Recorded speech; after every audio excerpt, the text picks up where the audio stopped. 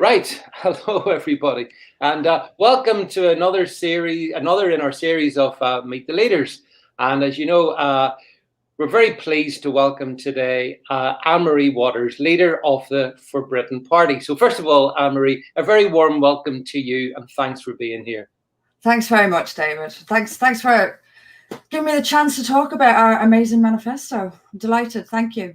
Well, Anne-Marie, one of the issues is that smaller parties in the UK get such little publicity or attention, and that doesn't help. All that does is it sustains the duopoly we have, I guess, and it doesn't really allow for other voices. So if we can, by spending a little bit of time with you, let people find out more about For Britain, then I think that would be useful. So hope.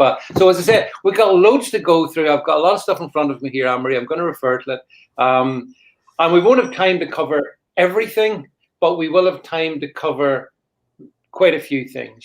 So let me start off just with the most simple one of all. So in a sentence or in a couple of sentences, what would you say it is about For Britain that makes the party different to many of the other newer, more emerging parties? What's different about For Britain?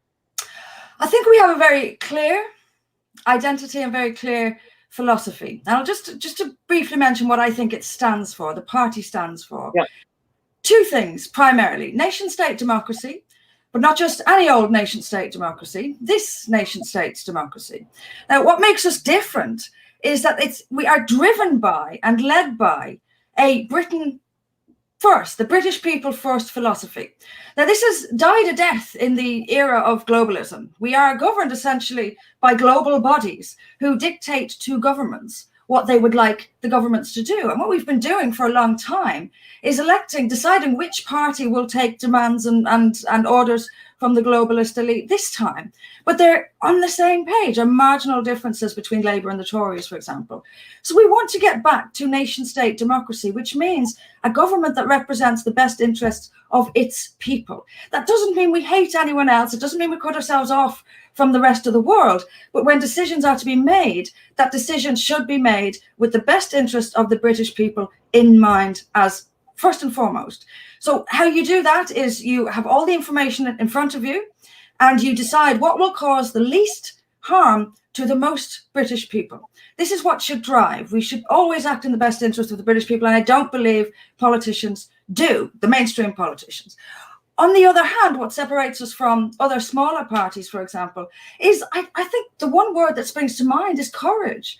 We will say things that other parties will not say. And to my mind, the era that we're in, that is desperately, desperately needed. Truth about things. And that's the other, as well as nation-state democracy, that's the other way I would characterize this party. We want to get to the truth about the effect of immigration, the truth about climate change, the truth about the globalist agenda, and there is one, the truth about different cultures, shall we say, which we're importing into this country, the truth about the taxes our people are having to pay and where those taxes are going. We want to get to the truth and then act in the best interest of the people. That's it. In a nutshell, David. Well, Anne-Marie, we're going to hopefully get the time to give you to go through a lot of that in more detail. So, but thanks for summarizing that. A lot of people, I think, or some people anyway, or maybe your critics would summarize For Britain as being an anti-immigration party. And it does say in your manifesto, I've got it in front of me here, each year immigration continues, legal and illegal, no matter what damage it causes to the people of Britain. So is it fair enough to call you an anti-immigration party? No, I don't think it's fair to say that we're anti-immigration per se. This is not about, for example, people will say you hate immigrants. This is absurd. It's not about hate. It's about, first of all, numbers and general common sense about resources.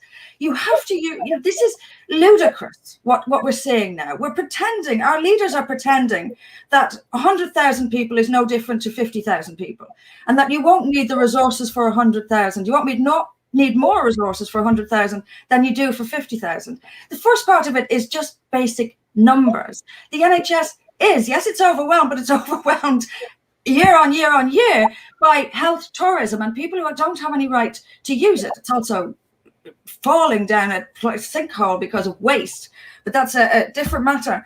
But look, we cannot afford to keep the whole world. We cannot afford the benefits bill, and this is one of the truths I want us to get to, that mass immigration is creating for us. But the other aspects of this are British culture, British identity. If the British become a minority in Britain, will it still be Britain? I don't think it will be. And when you listen to the big parties on this, they're never willing to give a number. So the only option to not giving a number is limitlessness. We will open the border to unlimited people. It will completely change the character of the country. And then there's crime, David. The crime we are importing, some of it's cultural crime, which is despicable and horrific to us, things like FGM or child marriage. But then you also have organized crime coming from African gangs, from Eastern European. We have got to start protecting the British people. And we have imported grotesque violence and grotesque cultural practices into this country. Now, I know that someone on the far left would rejoice in this and think, well, this is equality. If Somalia has to have FGM, then so can the UK. Don't you care about equality? Well, no, I'm sorry. I think it's for us to import and introduce a grotesque cultural practice like this into the UK is very much not British. It's not. The British don't like this. They're appalled by it. So we shouldn't be inflicting it on them. It costs us a fortune to police. But it's also a step backwards in every which way, a step backwards for women's rights, a step backwards for child protection, for basic decency. We should not be importing these things into the UK. And fine, if someone is on the left and believes in a big open world, that's up to them. But what I'm saying to the British electorate is, I don't agree with that. I want to protect British culture and your values and your morals, and we will not continue to import these horrors into our shores and change our country beyond recognition. I saw a story, Anne-Marie, in the news just before we came on, actually, and it was the British government have said apparently, and obviously COVID overshadows everything. They're saying that they're inviting those who are here illegally, or there's some other term for them, but illegal immigrants basically, to make sure they come along to get their COVID jabs, right?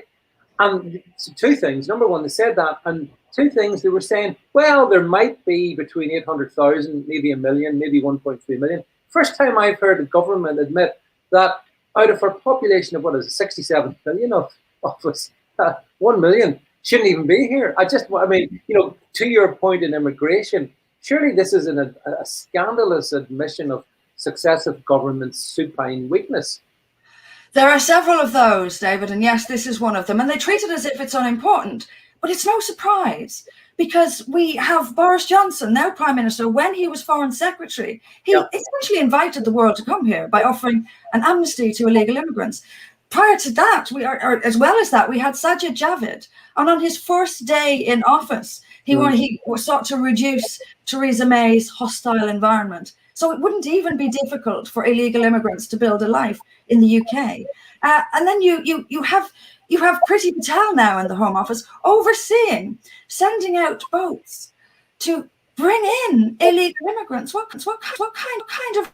It's a terrible weakness. But there are other weaknesses and there are other lies surrounding immigration. One is that when we leave the EU, we were hearing this for years. We leave the EU, we can take back control of immigration. Well, nonsense. They haven't done that, first of all. And secondly, they've had control of non-EU immigration all this time, and it's been higher than EU immigration. So these are the kind of lies that the public is lied to routinely about this. And then they're dismissed as racist and fascist if they have any concerns. But it's one of many supine weaknesses, David, that this government's exhibiting. And it's because they're signed up to the globalist agenda, the globalist narrative, which is to, however quickly or slowly to do it, is to end the nation state. And when a state has no borders, it has no state fundamentally. If it has no citizens, it has no state. This is globalism. It's been moving around big money. It's global markets for big business, but it's also to bring an end to nation state democracy, because nation state democracy gives the means to people to end and oppose globalism. And that's why the globalists are bringing it to an end. And one way is mass immigration. I mean, one of the things, Anne-Marie, that's changed politics, I guess, significantly in the last year has been the COVID-19 and so much of the stuff that we've seen, and you and I have talked about surrounding it. And I've read in the manifesto. I mean, and by the way, folks, when Anne-Marie and I have finished talking, we will add in the links to the For Britain Party, so you can go and check out the manifesto yourself and read it. But there's quite a significant element added into it, I see, Anne-Marie, on COVID, and rightly so, and it's good to see that. But one of the things I was intrigued now is to read that it says in the manifesto that many believe that drug companies, the big drug companies, who stand to make billions in profit from the vaccine, are largely responsible for convincing governments that vaccination is the sole appropriate response to the virus. You do know that the AstraZeneca vaccine, which is being supplied mostly in the UK, is being supplied at cost. Where's the billions of profit in that? Well, it's not just that one, but I guarantee you they are making billions in profit. If you look at Pfizer, they are providing a vaccine which we're told doesn't stop the transition of this. Yep. But yet Pfizer have already made 15 billion on it. I don't believe in any way, shape or form that these companies are not making billions. I know that they are. I certainly know that Pfizer is. And why is the vaccine? And we are told that the vaccine is the only response to this. Yeah. It's not. There are many doctors and many scientists who say this thing can be treated with means that we already have. These are being silenced and shut down, and Big Pharma is behind that. There's absolutely no doubt about it. And one thing about this, Dave, there's a lot of shadiness going on about all of this. I don't trust this at all. I don't trust Big Pharma, any of them, and there's no transparency. So I can guarantee you billions are being made across the board on this. I guarantee it, because I don't trust them. I know what they're like. And I know that Pfizer at least has made 15 billion already with a vaccine that doesn't even work, which we're told doesn't even stop transmission. Then what's the point of it? What's the point of it? This is all smoke and mirrors, David. This is smoke and mirrors surrounding this vaccination. Well, okay. And we'll talk more about this. We get so much to go through, Anne-Marie. But the virus itself came from China, as indeed. Yeah. And your manifesto was very interesting on China, which is great to see actually. But you do specifically, we know the virus came from Wuhan, even if the Chinese don't want to talk about facts or facts. But given that that's where this global plague, or whatever you want to call it, came from, it does raise fundamental questions about China. Here's a simple question: would you ban the importation of goods from China? Eventually, it would be the ideal, yes. But in the shorter term, we would offer tax incentives to small and medium businesses in this country who source their production anywhere but China. It's not something you can do overnight, because jobs will be lost here in the UK. And I think you have to be sensible about these things. So ideally, to phase it out, absolutely, that's what I would love to see. But policy is to encourage British companies to source their manufacturing anywhere outside of China. There are other countries that can do this, but China has bought its power around the world, and it's using that power against our liberties. It's turning us David, into something like a Chinese world. And that alarms me. And you've got two major powers, the United States and China, two very, very different beasts. One is, for all its faults, and regardless of what happened last year, it's supposed to be a democracy, and it's a capitalist system. And that should be what the West throws its weight behind, because that's what we are. That's how we work. China, as we know, is not a democracy. And it uses capitalism for its own gains, but it is a cheat. It cheats and it frauds and it steals. And that's the truth of it. And that's how it's getting its power, by selling cheaply all around the world. I want to offer British companies a chance to go elsewhere. There are other companies who can produce or other countries who can produce just as cheaply, but we're not empowering this massive beast. So yes, ultimately, but you can't do that overnight. I would love to see a fast erosion of the business relationship between British companies and China, and we would offer tax incentives in the immediate term to start that process. Anne-Marie, there's a really interesting section in the manifesto on taxation, which I read, and you make a lot of several very attractive pledges on reducing personal taxation, simplifying corporation tax, and I don't think too many people would really take issue with those. But here's a point. I want to put this point to you.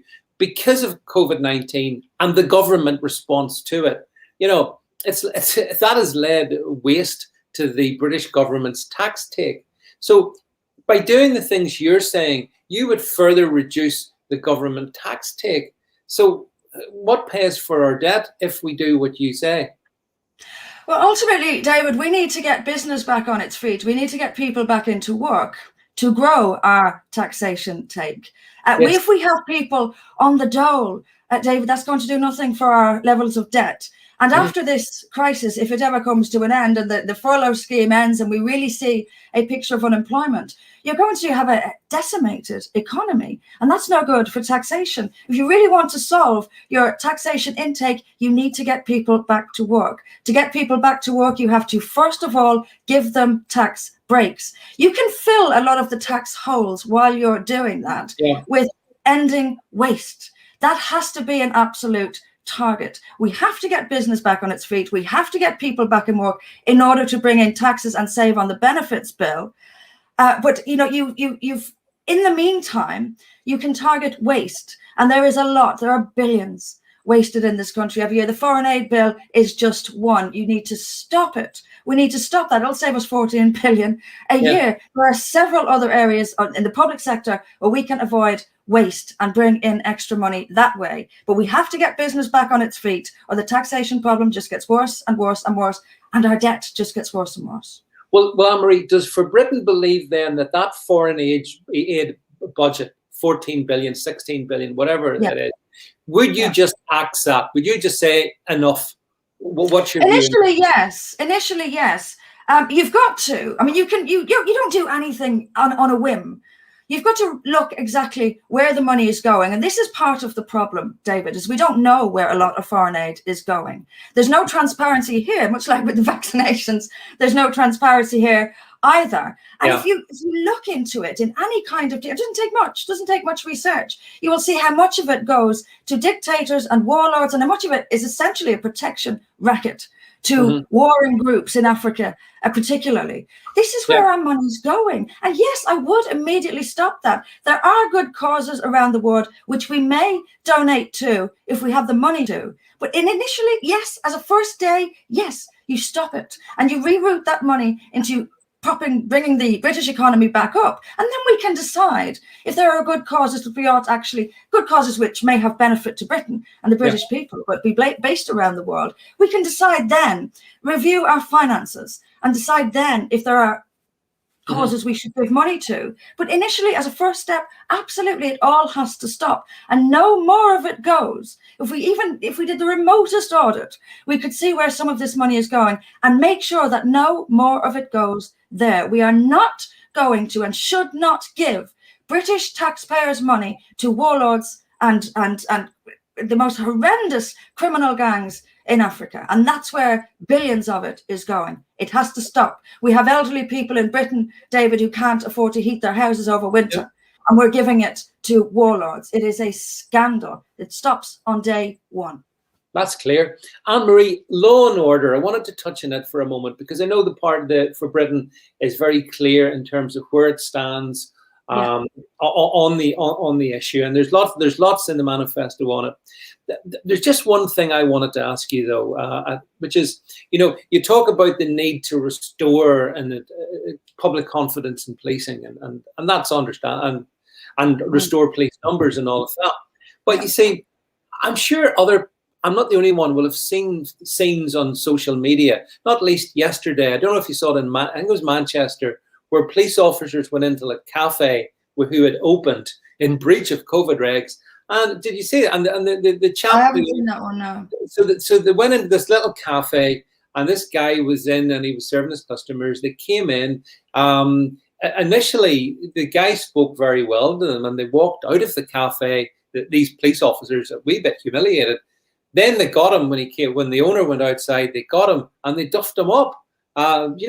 Police brutality, and it's not the first instance in the past year, particularly Anne-Marie, where we've seen the British police become something which I never thought I would say, but almost unrecognizable and a real problem. So my question is for Britain is, in recognition of the fact that if we recruit more and more police officers and they behave like this, that's going to be a problem, isn't it? So how do we fix this particular challenge, which has been brought to light by COVID?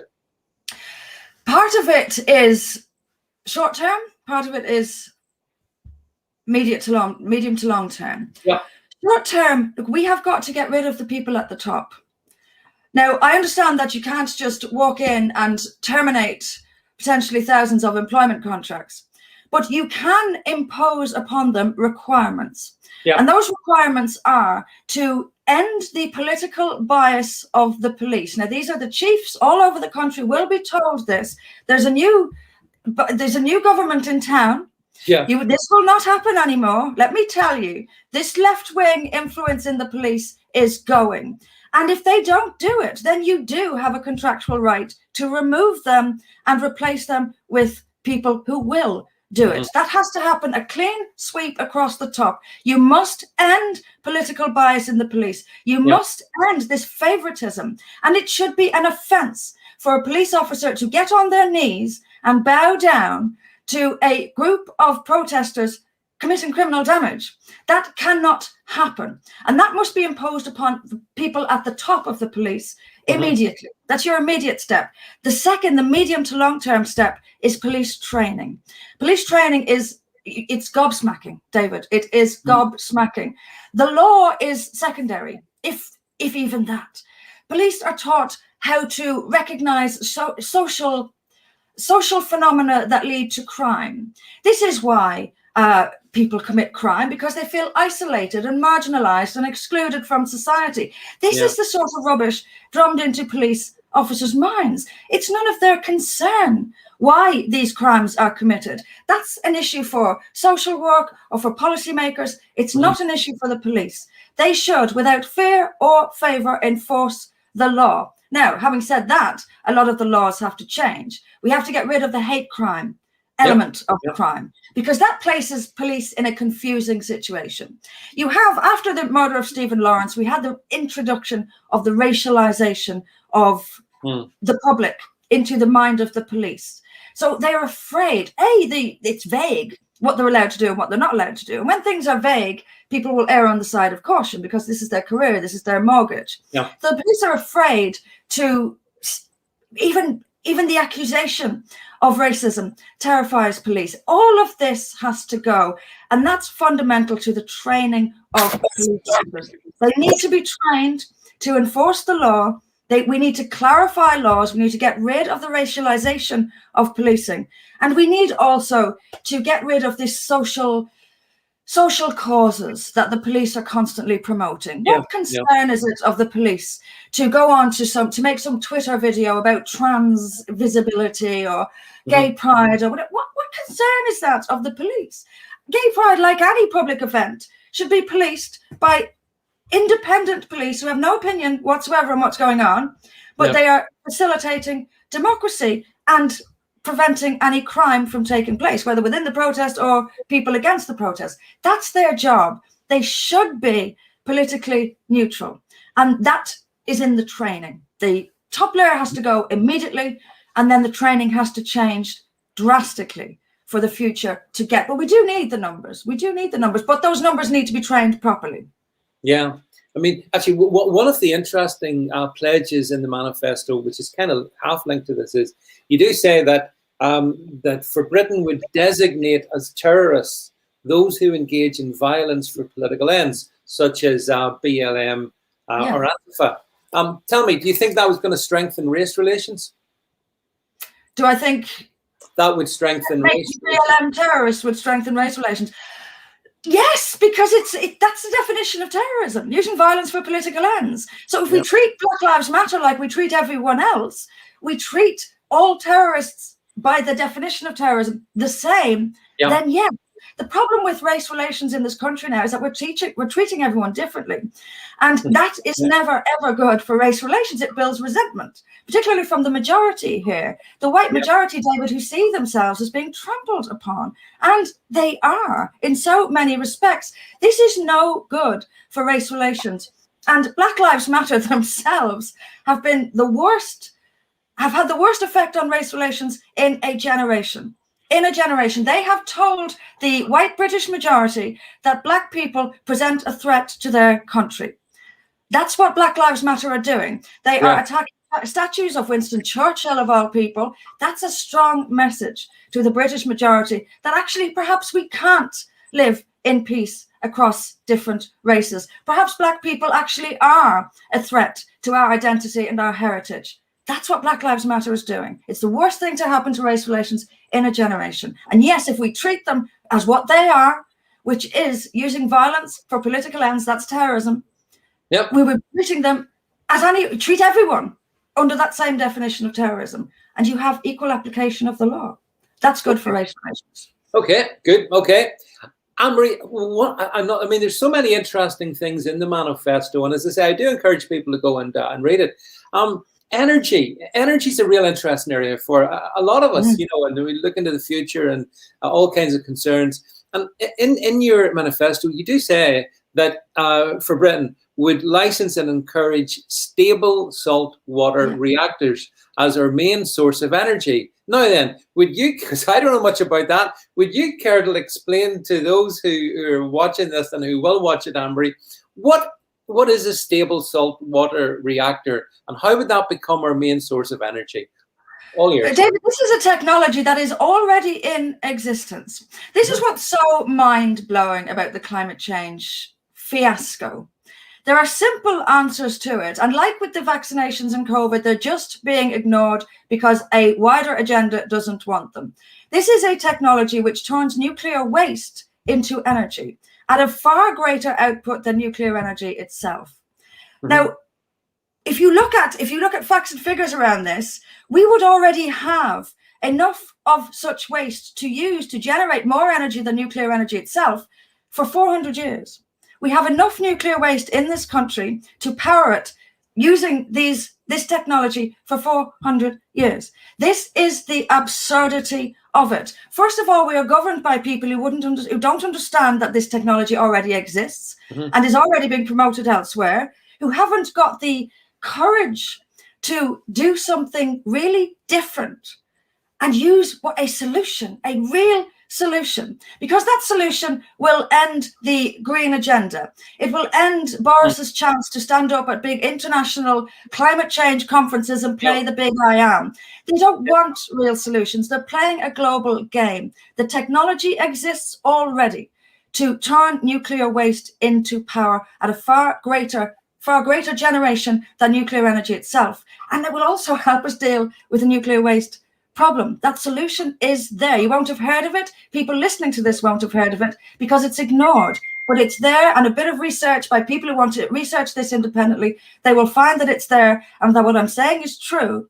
And it will reinforce to people the absurdity and the sheer wrongness of the climate change debate. There are answers to this, but our governments don't want those answers because it interrupts this big global climate change agenda, which itself is based on a nonsense. They're telling the world that carbon dioxide is some sort of lethal gas.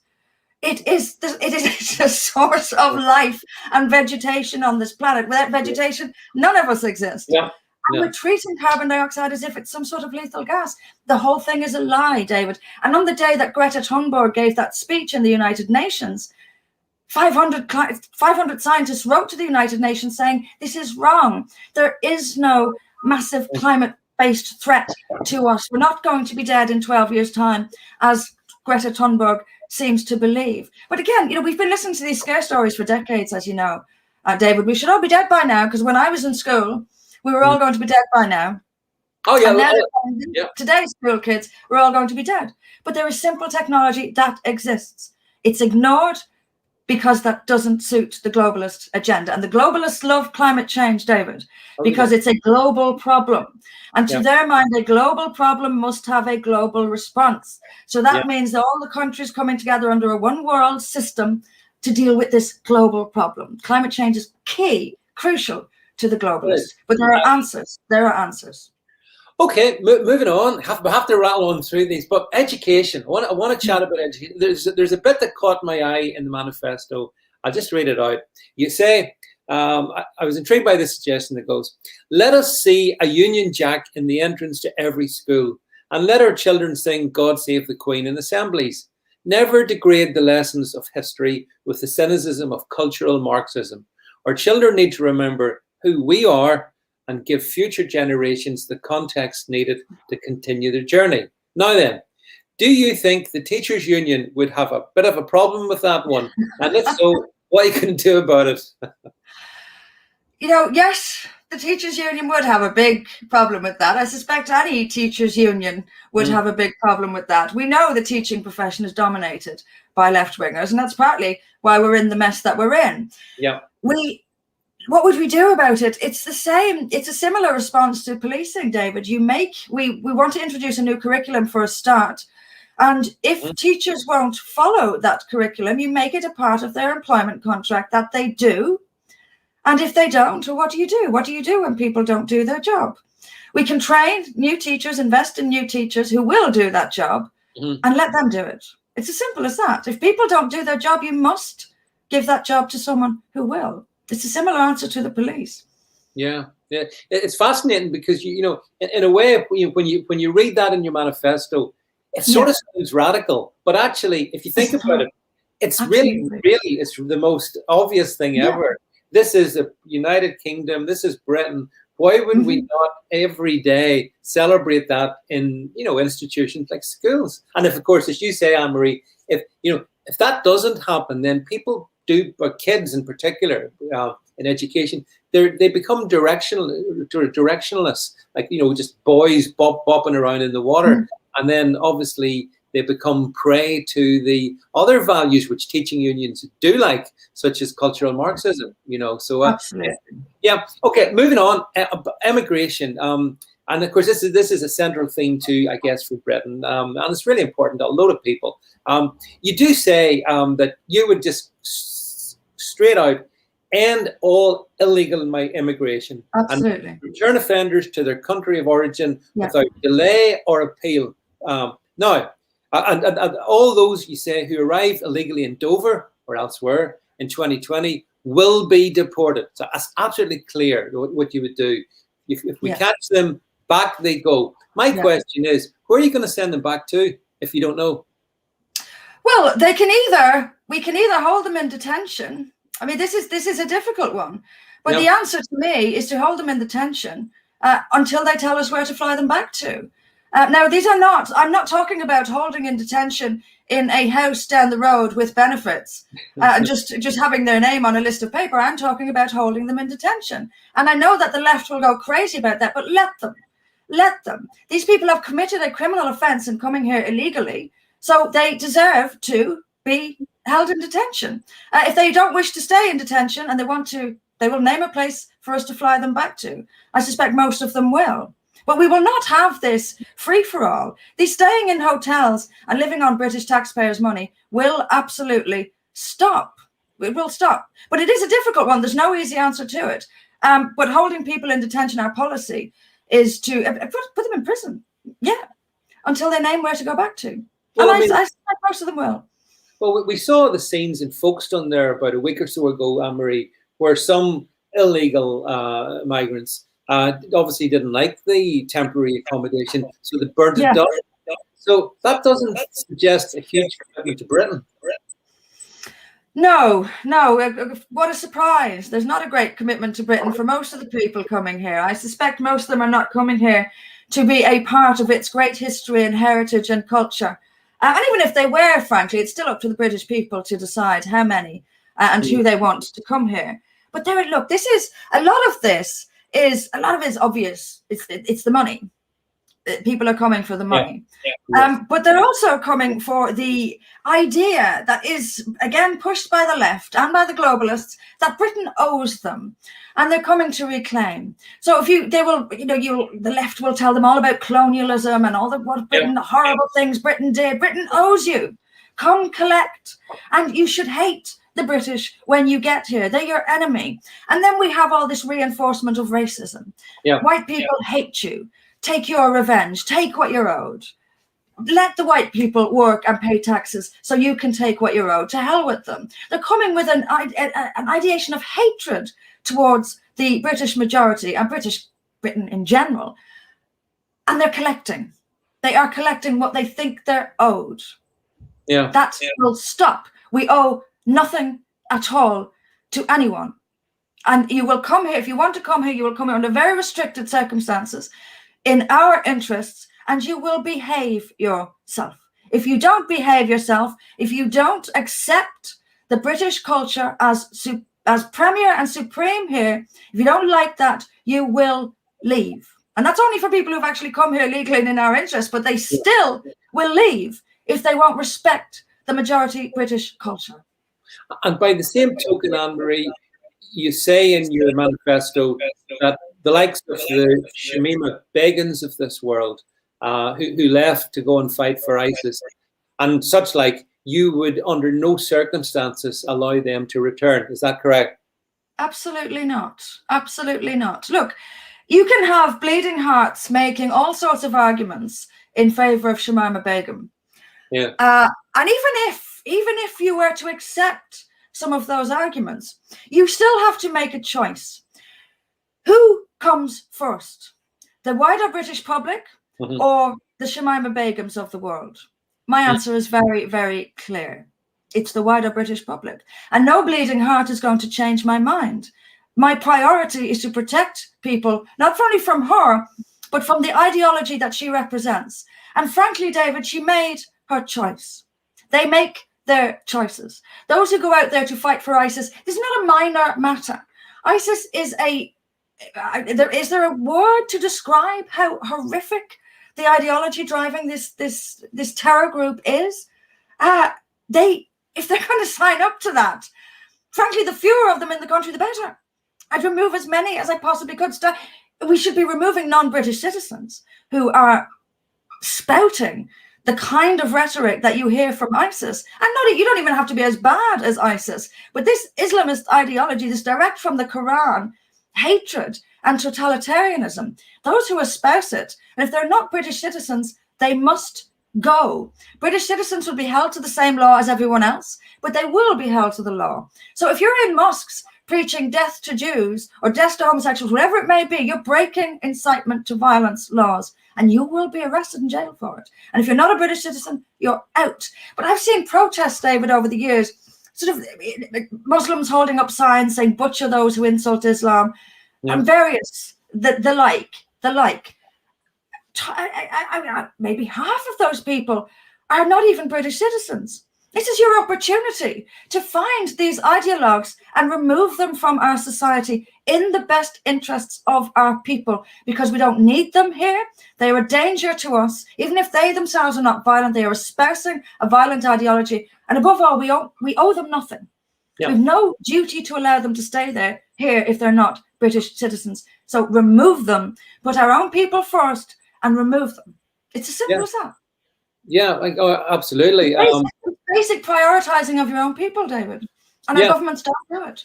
Which is a recurrent theme for Britain. I think it's putting British interest first.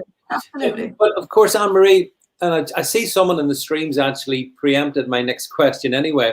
If you're going to change anything, if you're going to make substantive change in Britain, and you do say this in the manifesto, you believe that the first past the post system, it's not fit for purpose, and you would change that. And I fully understand why you would say that.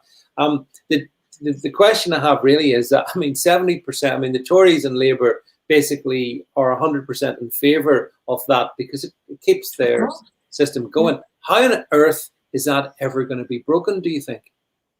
Well, social change does change politics as well. David, it's just over 100 years ago since Labour was founded. And in that time, it has become, it was a government, it actually formed its first government just over 2 decades later. Social change can bring about and does bring about political change. Yeah. Now, we are due a big change. We really are. This has to stop. To me, it is inevitable that the Tory-Labour duopoly can't last forever. It just, by definition, it can't. So it has to change sometime. And why not now be the time? Given the changes the country is going through, given the lack of representation for millions and millions of people, particularly, for example, on immigration, on the identity of the country, it has to change sometime. So why not now? But in practical terms, as long as we have the first past the post system, we've got to be strategic and we've got to work our way up. Now, a lot of people don't want to hear this. We could sell our souls for media coverage. We could backtrack on immigration or Islam. Those are the two reasons we don't get media coverage. We could backtrack on that, but we would be selling our souls. This is not what the country needs. We don't need another political party willing to sell its soul for positive media coverage. We are going to have to, and it's our only option. And if we care enough about the country and its future, this is what we have to do. We have to work our way up from the bottom, community-based grassroots politics, going out and speaking to people, not relying on the media or social media, but knocking on doors in local elections primarily to begin with.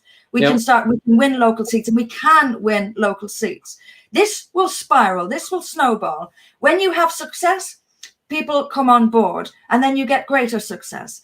As you get greater success in areas and you show yourself to be a party that really cares about the people, and you show yourself to be a party that represents what has been silenced and excluded from mainstream politics, you can break through the parliamentary system and start putting MPs into seats. It's done. It has been done. It's not unheard of for smaller parties to break through, at least if you look at the Green Party, for example. They targeted that seat and won it. And that's what we need to do. But unlike the Greens, we will not be offering more soppy left-wing nonsense. We will be offering clear common sense, not radical theory like the Greens, but common sense solutions to the real problems experienced by the British people. So if we can do that, and we can break through. But on the bigger picture, David, change happens. It does. And it can happen. And I don't know. I actually think the demand for an end to first past the post is growing because so many people are not represented.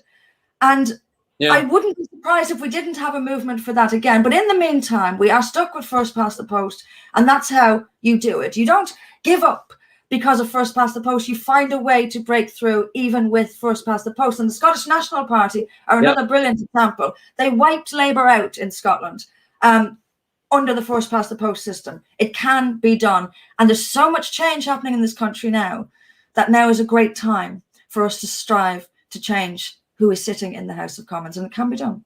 Well, yes, and you, in fairness, you have said that to me before, and I do understand that point. And actually, Anne-Marie, although we've talked about the duopoly of the Tories and Labour, I actually don't think it's a duopoly.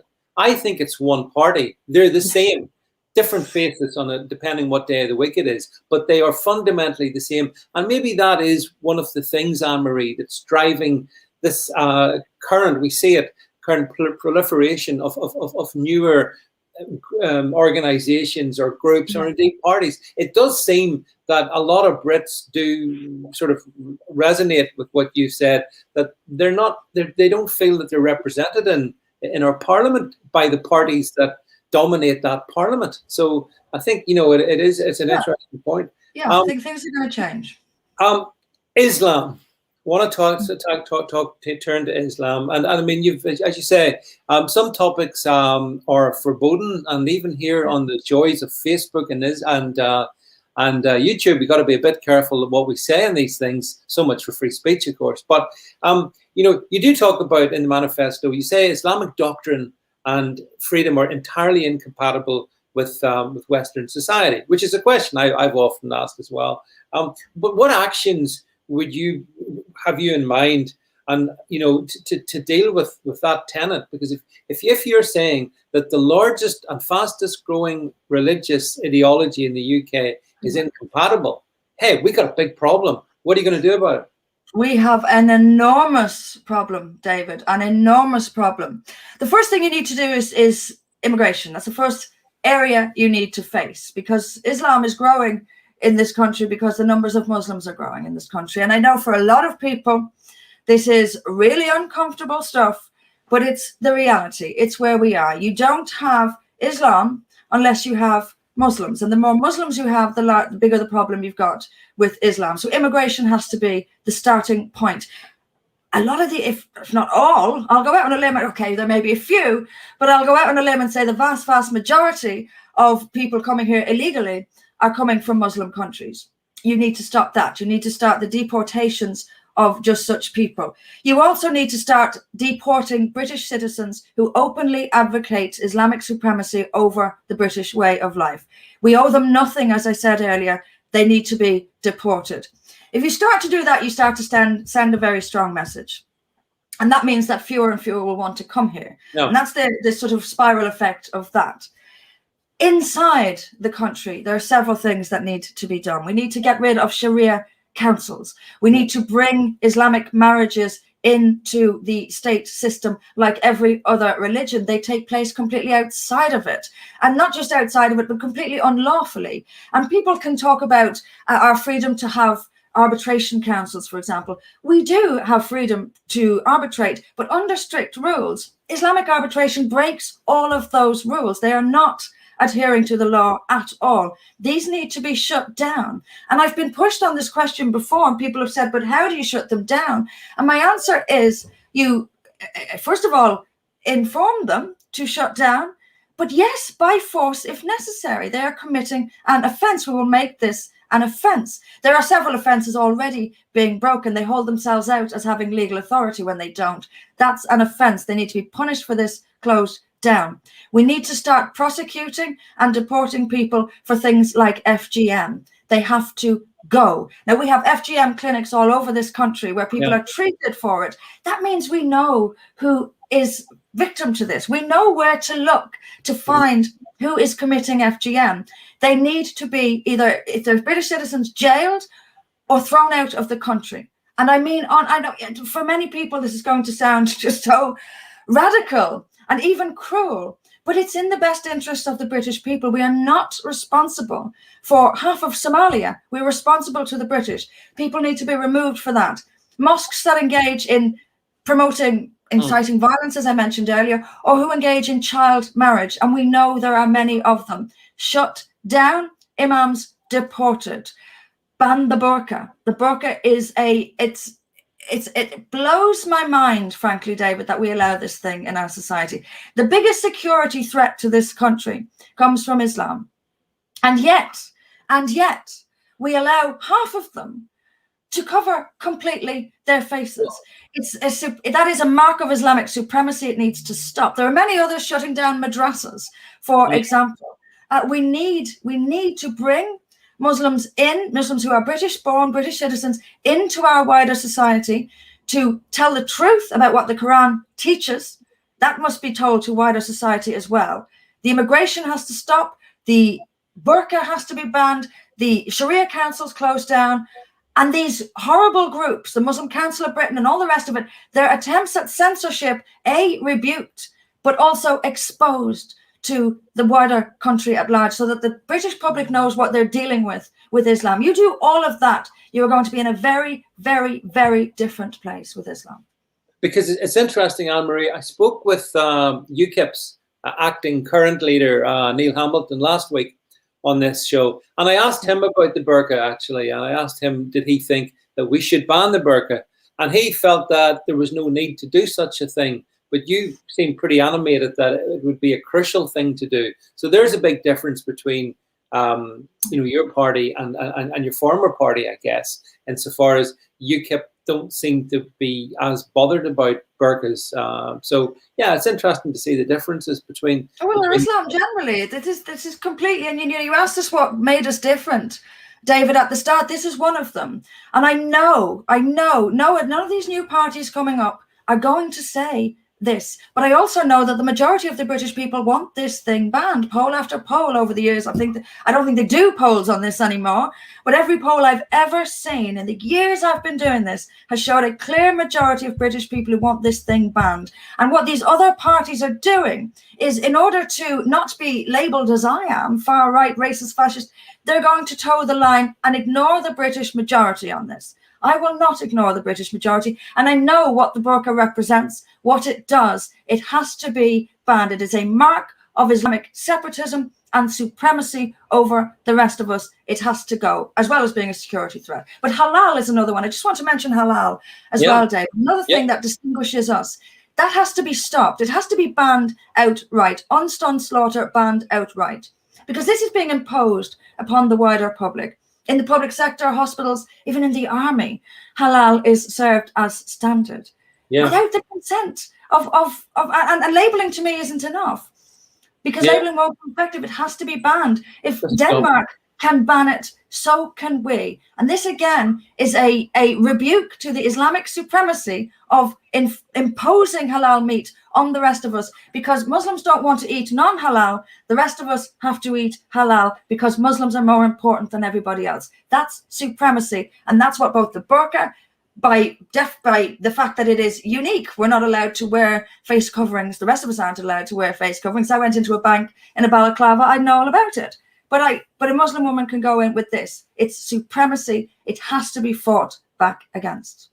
Although, Anne-Marie, if you follow your own logic, that if Islam is incompatible in many regards with our modern pluralist Western democracies, if you follow that logic, then surely it also means that when it comes to Islamic countries around the world where Islam is established, like Saudi or wherever you want to pick, then they could surely use the same argument with regard to Christianity, couldn't they? We can't have, why should we import these Christian supremacist ideologies into our country? And they could they do that. They very much protect Islam. In countries like Saudi Arabia, for example, they very much do disallow Christian cultures from taking place and practicing openly and demanding that Muslims bow down to Christian theology and Christian nations. Yeah, that's what they do. And frankly, I'm not concerned. I'm not overly concerned. I want to protect this country. But that is what they do. However, that's not my consideration. My consideration is the people of this country, and that's who I want to protect. I mean, there's quite a section, a really interesting section in the manifesto on animal welfare, which I know is something that's close to your heart. And Britain is, or at least a big chunk of Britain is a nation of animal lovers. And when we see some of the cruel things that go on towards animal, I think it is quite a core value too for Britain, trying to put, if you like, more humanity into the well-being of animals. So, what would you see as sort of the number one thing you would like to see happen with regard to animal sort of well-being and better husbandry and so on and so forth? I think more localized farming is crucial. I think that the live exports, for example, we would ban.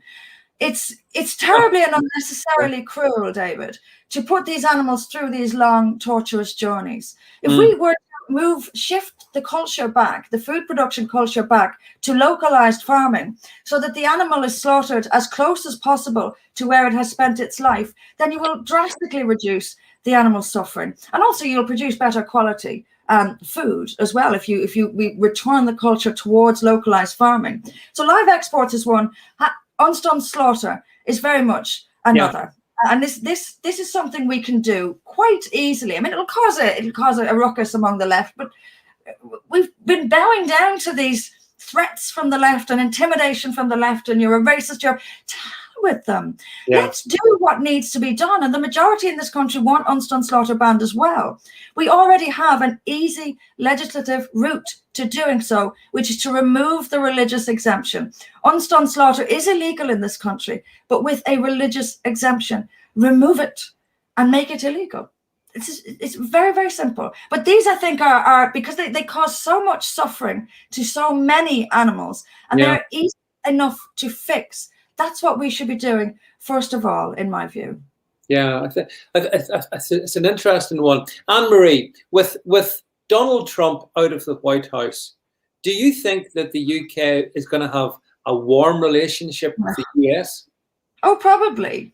I mean, look at there's already these hints towards stabbing Trump in the back. That sort of "I never liked him anyway" mentality as soon as he was out of the White House.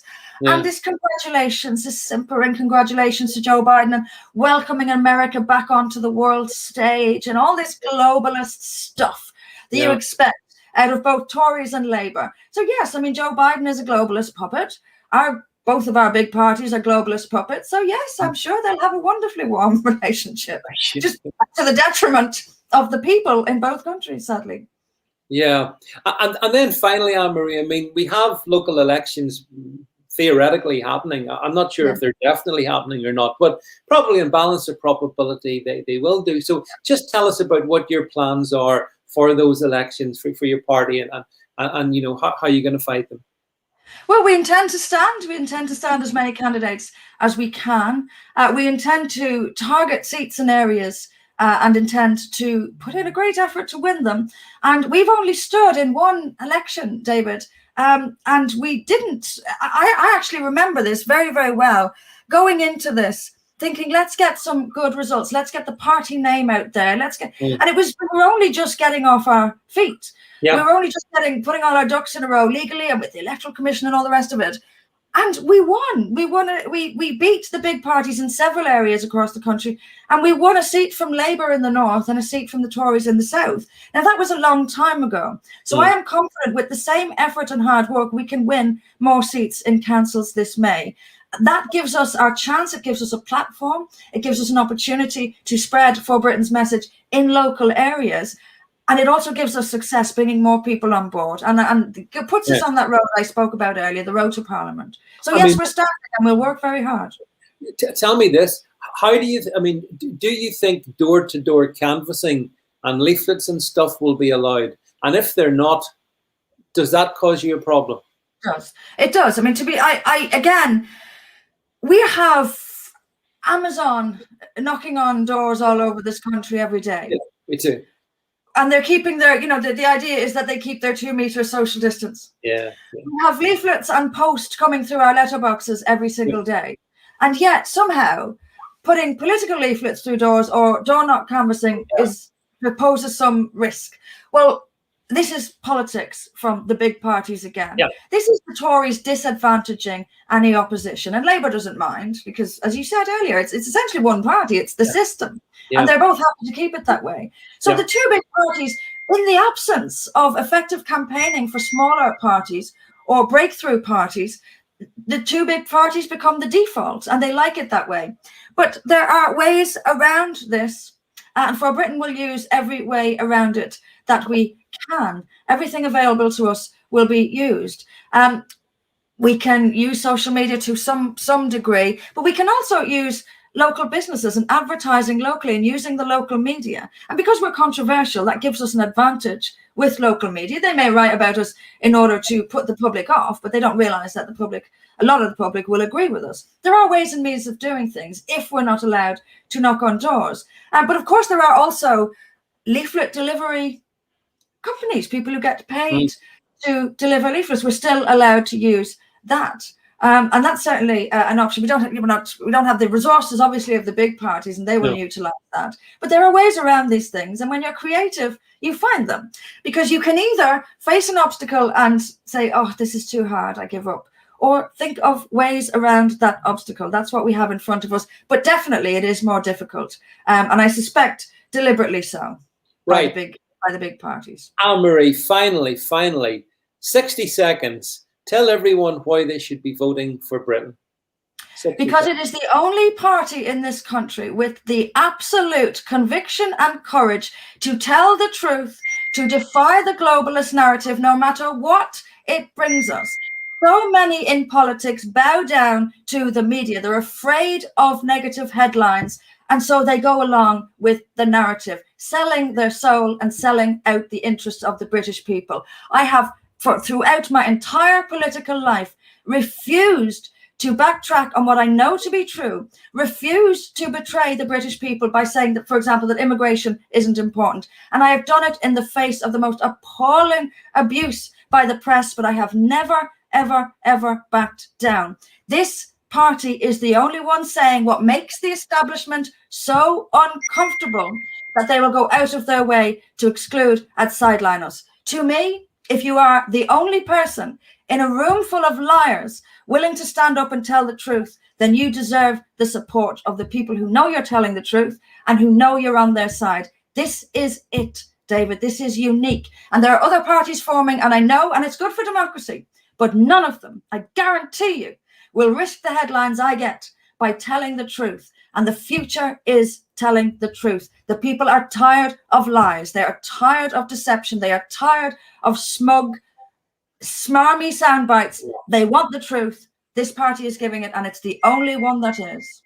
Well, certainly, when I was young, I remember my parents told me, tell the truth and shame the devil was a little colloquialism. I don't know if you're familiar with that one. I remember that. Yes, absolutely. Yeah, I remember that. We should all, and that's and it's very appropriate. It's very appropriate. Listen, Anne-Marie, look, thank you very much. The hours just gone by, and we, as I say, I had to leave out so much. We would have did another couple of hours, but thank you for being with us for this past hour.